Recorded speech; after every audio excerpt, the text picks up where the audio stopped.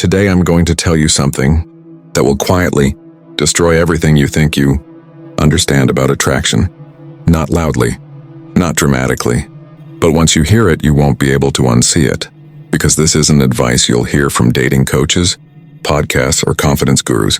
And it's definitely not something society benefits from telling men. This is about how women actually form emotional attachment, not what they say they want. Not what sounds logical, not what looks good on paper, but what pulls them in emotionally and keeps them there. And more importantly, why a very small group of men trigger obsession, fixation, and emotional investment, while most men, even successful ones, get politely tolerated, slowly ghosted, or quietly replaced. Here's why this matters. You can do everything right. You can improve your body, your career, your lifestyle, your confidence on the surface, and still watch women drift toward men who make no sense logically. Men with less money, less status, less structure, sometimes less ambition. And if you don't understand why that happens, you'll assume something is wrong with you, when the truth is, you were playing by a false rulebook. A few months ago, a message landed in my inbox from a man named Adrian. He wasn't confused. He wasn't inexperienced. And he definitely wasn't lazy. Adrian was 33, a finance manager at a Fortune 500 company, six-figure income, owned his own apartment in a major city, in shape, well-dressed, well-spoken, traveled internationally. On paper, he was everything men are told to become. And yet, for nearly a decade, no woman had ever truly fallen for him. Not deeply, not emotionally, not in a way that lasted. And that contradiction is where this story begins. Chapter 1. The man who did everything right. Adrian didn't wake up one day and decide to become impressive. He was built that way slowly, deliberately over years. In his early 20s, while other men in London were drifting between jobs, partying on weekends and living for distraction, Adrian was already planning his life like a long-term investment portfolio. He chose a prestigious university because it ranked well. He chose finance because it rewarded discipline. He chose the gym because appearance mattered. He chose silence over chaos because focus paid dividends. Nothing about his life was accidental. By 25, he was working 80-hour weeks in a glass building overlooking the Thames, surrounded by men twice his age who respected his work ethic. He didn't complain. He didn't brag. He just executed. By 28, promotions came fast. By 30, his income crossed six figures. By 32, he owned an apartment most men his age couldn't afford. His wardrobe changed too. Tailored jackets, clean shoes, a watch that signaled taste, not flash. He learned wine. He learned how to speak without filler words. He learned how to listen. From the outside, Adrian looked complete. So when he finally turned his attention toward dating, he expected alignment. And in the beginning, he got it. Women said yes. They smiled. They complimented him. They told him he was refreshing. Dates went smoothly. Conversations flowed. They slept together sometimes, but something was missing. Weeks passed. Energy shifted. Texts slowed. Excuses appeared. I don't think I'm ready. You're amazing. Just not my person. It doesn't feel right. Over and over again. Adrian wasn't angry. He was confused. Because he had done everything correctly. He didn't mistreat anyone. He didn't rush. He didn't pressure. Yet none of them stayed. And what unsettled him most wasn't rejection. It was the pattern. The same compliments. The same distance. The same ending. And eventually the same replacement. Men who looked nothing like him. Men who had nothing he had. That contradiction started eating at him quietly. Chapter 2. The moment everything broke. The night that dismantled Adrian's belief system didn't feel dramatic at first. It was a housewarming party in Manchester. Casual, music low, people circulating with drinks in hand. Adrian arrived with Jessica. They'd been seeing each other for 2 months. Consistent dates. Good chemistry. She told her friends she liked him. Nothing was official, but it was moving. At least he thought it was. Then Marcus arrived. Late 20s. Sun-faded hoodie. Board shorts. Worked at a surf shop back home in Cornwall. Nothing about him stood out on paper. But within minutes, something shifted. Adrian noticed it before he understood it. Jessica's posture changed. Her voice lifted. She laughed faster. She leaned in while Marcus spoke. She touched her neck. She stayed close. Marcus wasn't performing. He wasn't telling stories to impress. He wasn't chasing attention. He spoke slowly, smiled occasionally, listened more than he talked.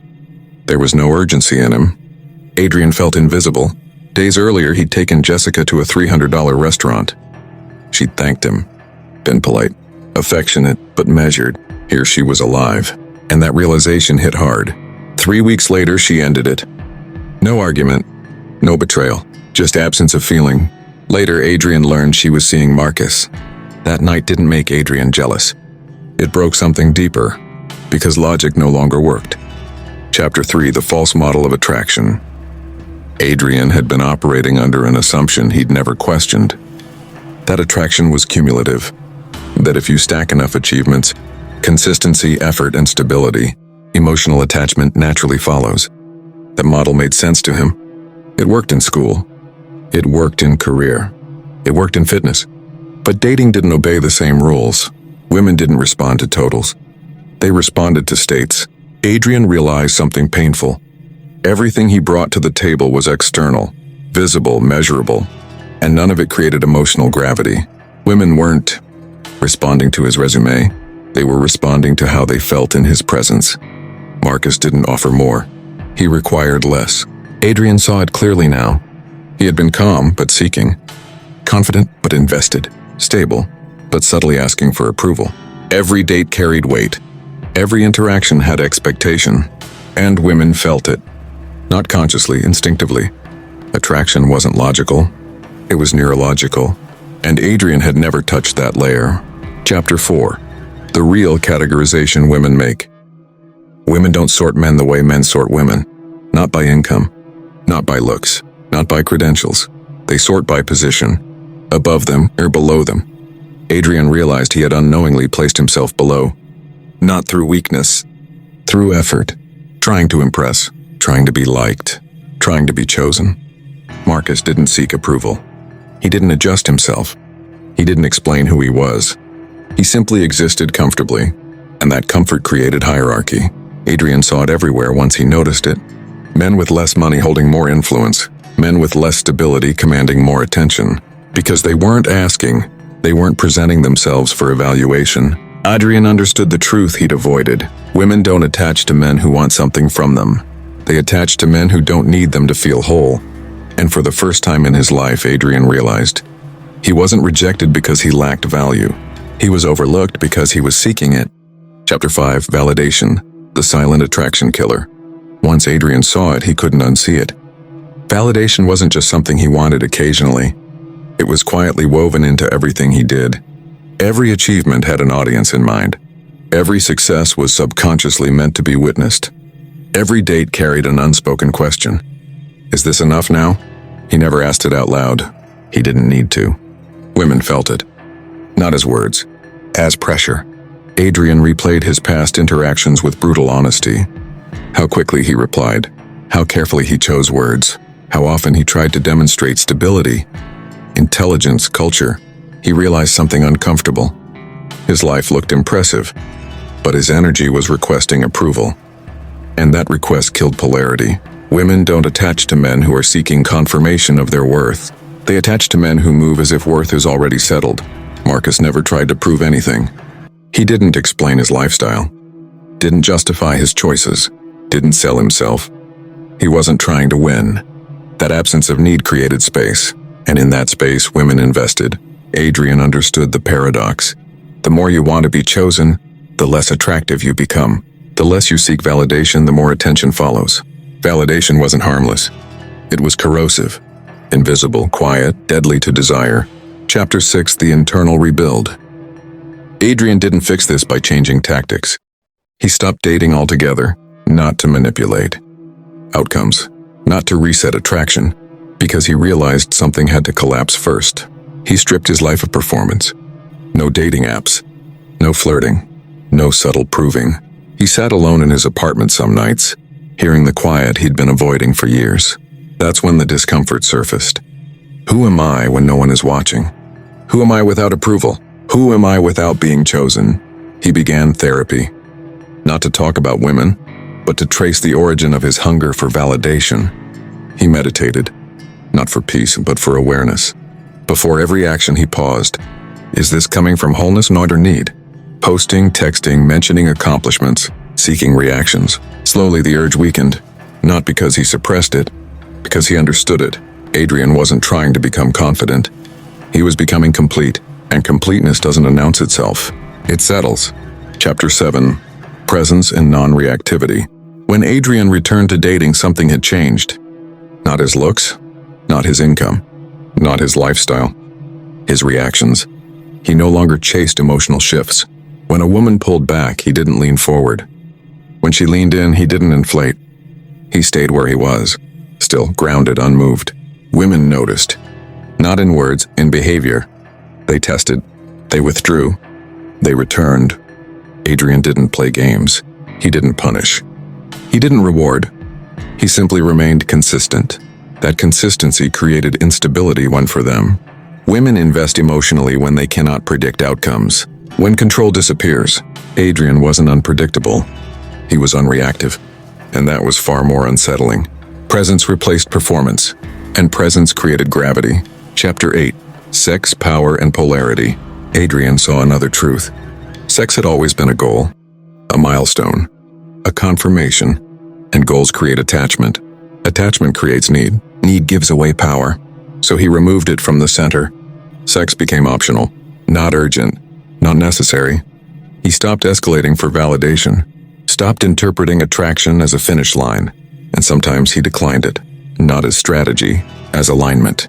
That single shift recalibrated polarity. A man who can say no without explanation signals. Abundance, self-control, internal authority. Women felt it immediately. They leaned in, not because he chased less, because he needed nothing. Masculine stability invited feminine expression. Not effort, not tactics. State. Chapter 9. The Result. 18 months later, Adrian met Elena. Not through apps, not through strategy, through proximity. Coffee, conversation, silence. He didn't perform, didn't impress, didn't present. He listened. He spoke when necessary. He left when done. Within weeks, Elena pursued him. Not aggressively, emotionally. She said something that stayed with him. I don't know why, but I feel different around you. Adrian smiled.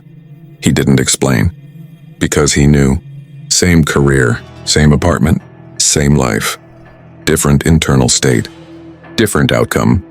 Conclusion.